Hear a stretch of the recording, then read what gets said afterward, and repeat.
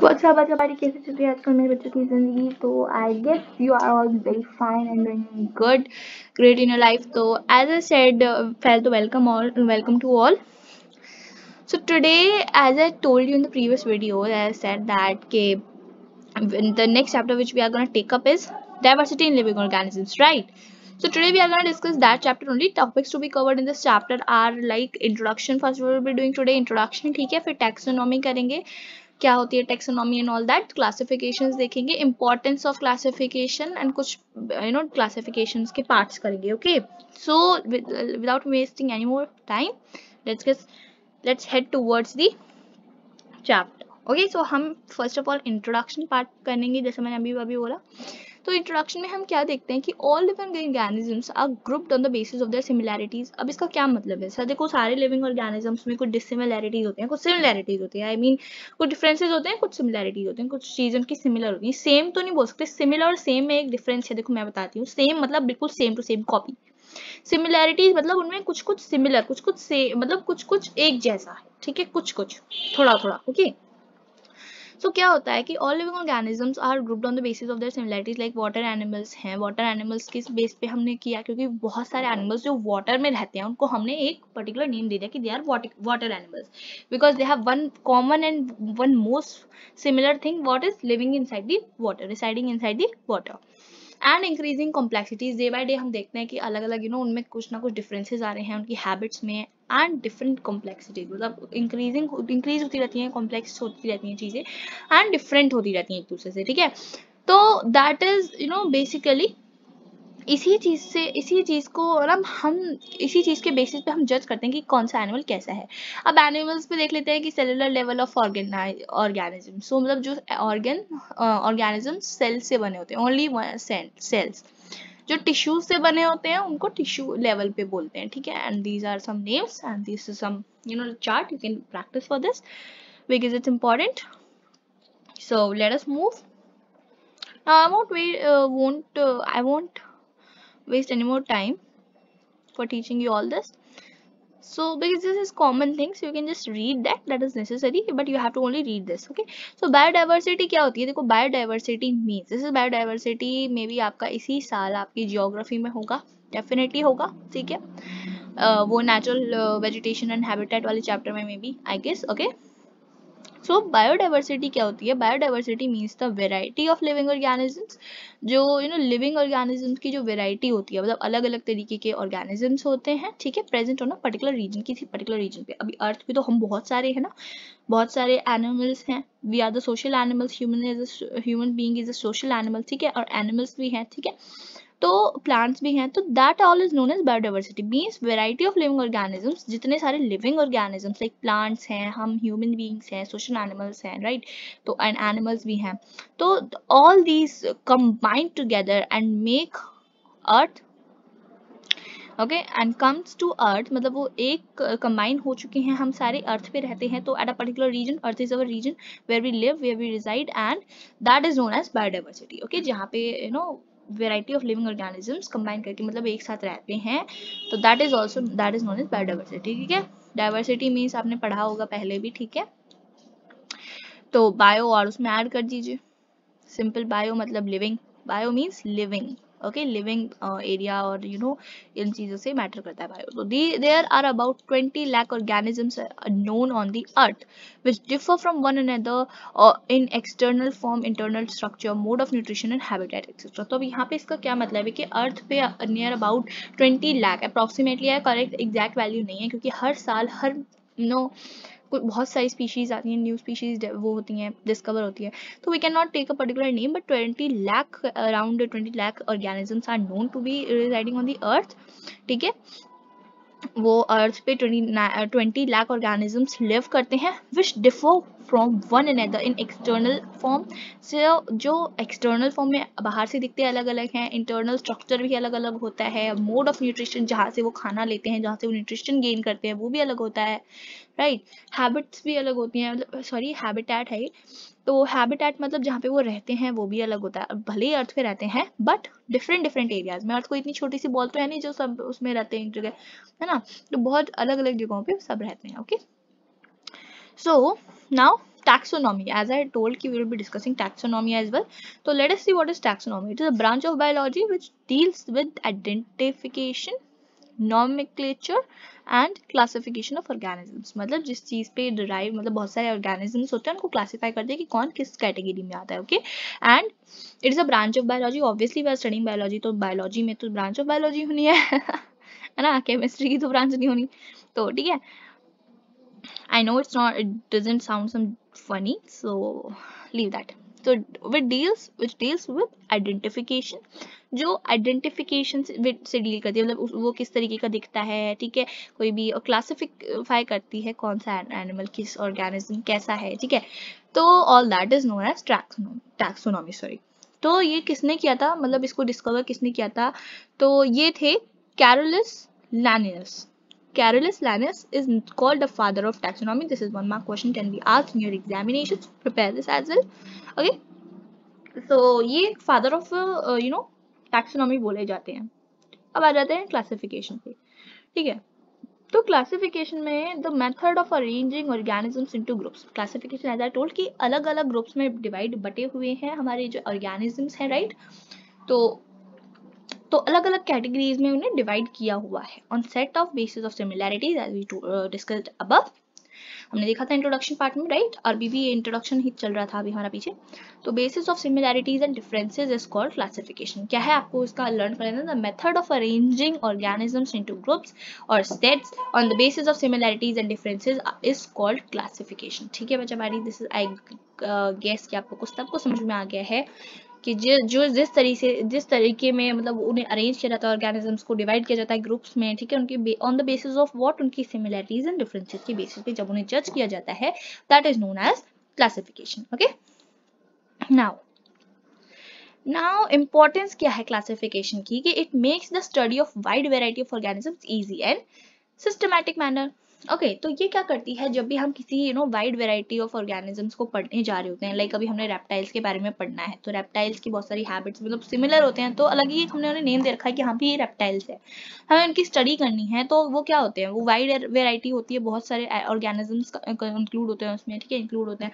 तो it makes that all easy and systematic. मतलब वो ऐसा नहीं होता कि ह्यूमंस भी हैं और उनमें से हमें पहले डिफरेंशिएट करना है कि अच्छा हाँ ये रेप्टाइल्स हैं, ये ह्यूमंस हैं, बाद में फिर उनकी स्टडी करेंगे. नहीं, हमने पहले से ही करा हुआ है सब कुछ, हमने पहले से उन्हें डिफरेंशिएट किया हुआ है, तो हमें कुछ बाद में ज्यादा प्रॉब्लम्स नहीं आएंगी. And it makes that all easy peasy lemon squeezy. Okay, so it helps to understand how the different organisms have evolved with time. अब वो हेल्प करती है हमें अंडरस्टैंड करने में कि कितने टाइम में कितने सारे ऑर्गेनिजम्स आए हैं, कितने सारे डिस्कवर किए जाते हैं, ठीक है, माने, है ना. तो ये सब होता है. तो it helps to understand, also it helps understand study okay, it helps to understand the inter relationships among different groups of organisms. मतलब उनके जो रिलेशनशिप्स होते हैं वो किस तरीके से रिलेट करते हैं एक दूसरे से, ठीक है, डिफरेंट ग्रुप्स में से वो किस चीज़ में रिलेटेबल होते हैं एक दूसरे से एंड ऑल दैट. ठीक है, या तो उनकी हैबिट होती है या फिर उनकी whatever the breathing power and all whatever, on the basis of that they are जज और दे आर क्लासिफाइड. तो it forms a base for the study of other biological sciences like biogeography. Okay, तो यहाँ पे इस चीज के base पे मतलब इट फॉर्म्स अ बेस, एक तरीके का बेस बनाती है क्लासिफिकेशन, जिससे कि वो इजी हो जाती है बायोलॉजिकल साइंसेस को स्टडी करना, जैसे कि बायोग्राफी. ठीक है, अब बेसिस ऑफ क्लासिफिकेशन देख लेते हैं कि किस तरीके से बेस मतलब बेस जो होता है तो वो क्या होता है. तो देयर आर सर्टेन फीचर्स और properties used for the classification of living organisms which are known as characteristics. Obviously characteristics known की जाती हैं. जो basis of classification means there are certain features, मतलब बहुत सारे डिफरेंट फीचर्स होते हैं, हर एनिमल के फीचर्स होते हैं डिफरेंट, ठीक है, डिफरेंट उनकी आप कह लो प्रॉपर्टीज कह लो, ठीक है. तो उन सबको कैटेगरीज मतलब उस सबको कैटेगराइज करते हैं और उन सबको बोलते हैं कैरेक्टरिस्टिक्स. ठीक है, तो classification of living organisms which are known as characteristics. I hope you got this all. And guys, I don't think I'll be teaching you all this so proper in a proper condition and in a proper manner, because that chapter which I have taught earlier, that was the best one, my favorite chapter. So let us pick this as well.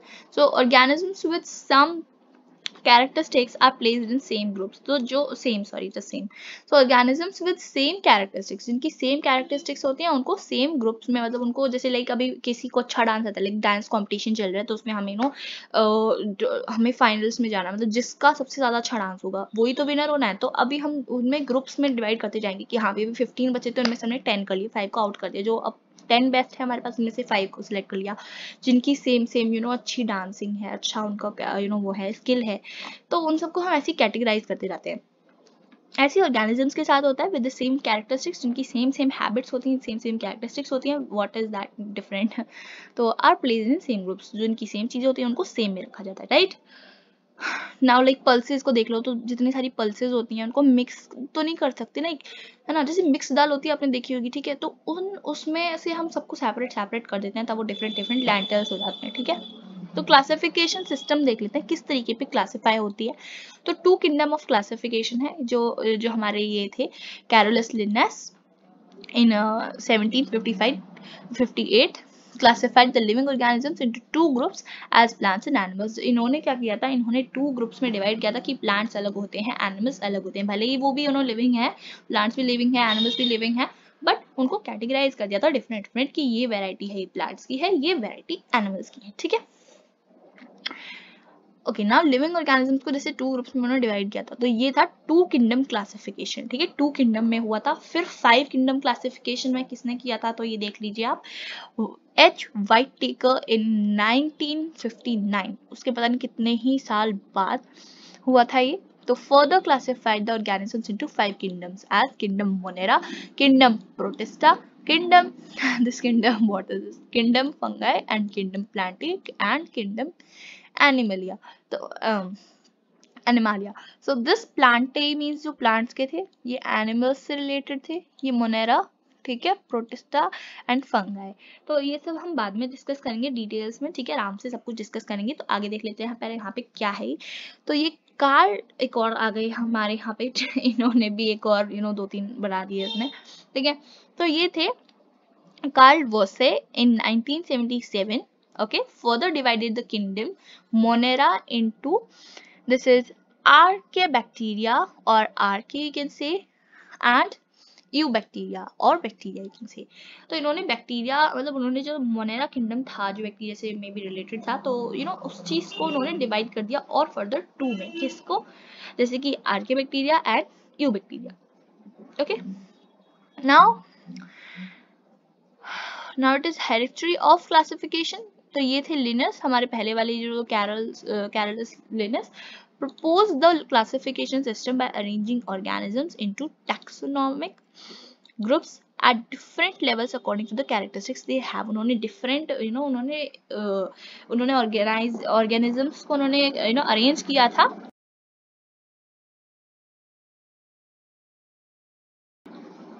Taxonomic group में, ठीक है, taxonomic groups at different levels, different जिनकी levels हैं according to the characteristics they have. Obviously characteristics के basis पे ही सबको differentiate किया जाता है और सिमिलैरिटीज होती हैं, ठीक है। तो आज सिर्फ हम इतना ही पढ़ेंगे, चलो इसको भी एक बार देख लेते हैं कि इसमें भी और इतना ज्यादा खास तो है नहीं, मतलब इजी है, भी देखते हैं। ग्रुप्स और levels from top to bottom. अब ये ग्रुप्स और levels from top to bottom क्या है, मतलब कैसे, ठीक है, कैसे मतलब लेवल किया गया था ऊपर से लेकर नीचे तक हम देखते हैं। तो the major characteristics considered for classifying all organisms into 5 major kingdoms were type of cellular organisms. कैसे जो सेलुलर ऑर्गेनिजम्स थे उनको अलग किया था, like we saw as we saw. तो प्रोकैरियोटिक सेल्स जिनके होते हैं, eukaryotic, so these are primitive and incomplete cells without well defined nucleus। We have already discussed this all in the previous chapters, in the previous classes as well। So these are advanced and complete cells with well defined nucleus। इनके पास complete cell होता है। Eukaryotic जैसे कि हम humans हैं, उनके पास अच्छा से न्यूक्लियस होता है, लेकिन इनके पास अच्छे से न्यूक्लियस नहीं होता, इनका खुला न्यूक्लियस होता है, इनके पास वेल बाउंड नहीं होता वो न्यूक्लियस, ठीक है, समझ गए, उनके पास न्यूक्लियर वॉल न्यूक्लियर मेम्ब्रेन नहीं होता, ओके।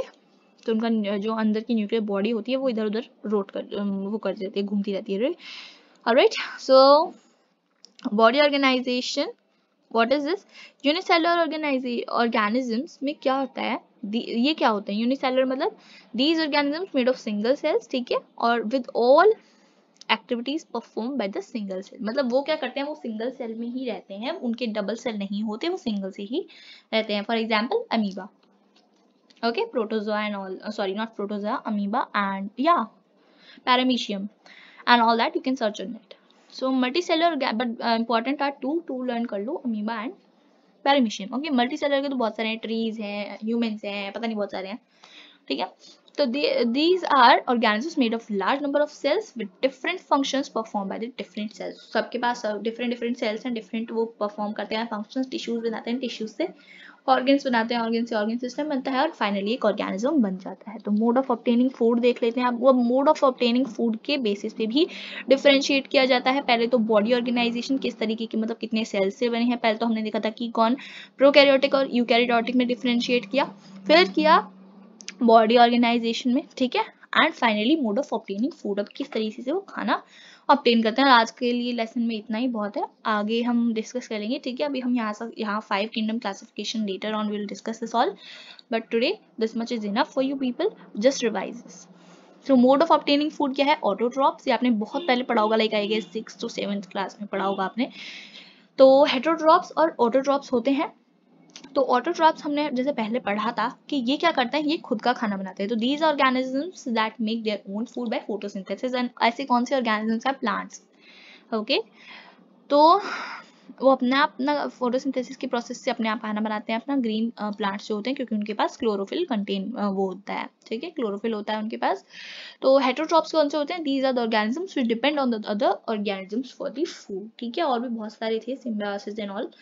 तो ये क्या होते हैं, ये अपने आप फोटोसिंथेसिस से अपने आप बनाते हैं और ये डिपेंडेंट होते हैं प्लांट्स पे. लाइक हम लोग हैं, हम हेटरोट्रॉप्स हैं, हम डिपेंड होते हैं प्लांट्स पे फूड के लिए, बट हम भी प्लांट्स को ग्रो करते हैं. तो एज वी कैन नॉट से कि हम डिपेंडेंट हैं, ओके, बट चलो वो तो है कि हम डिपेंडेंट हैं. चलो ये अब हम बाद में डिस्कस करेंगे. 5 kingdom classification, it's enough for today this much, and just people revise this. And if you love the session, if you liked something in the session, if it was some helpful to you people, please do like the video and share it to your other friends as well if you find some help from here, and do subscribe to my channel.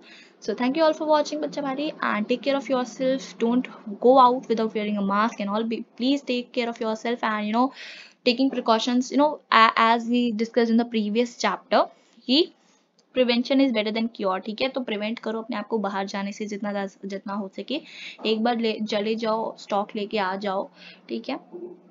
Please prevent the disease, okay, prevent yourself from the disease, and biggest prevention is better than cure. अगर आप cure करोगे तभी तो बीमार होके आप ठीक होगे अपने आप, है ना. उससे बेटर है कि आप उसको होने ही ना दो, अपनी बॉडी को हार्म ही ना होने दो, ठीक है. तो that's better. So thank you all for watching. Bye bye. See you soon in another video. Bye bye.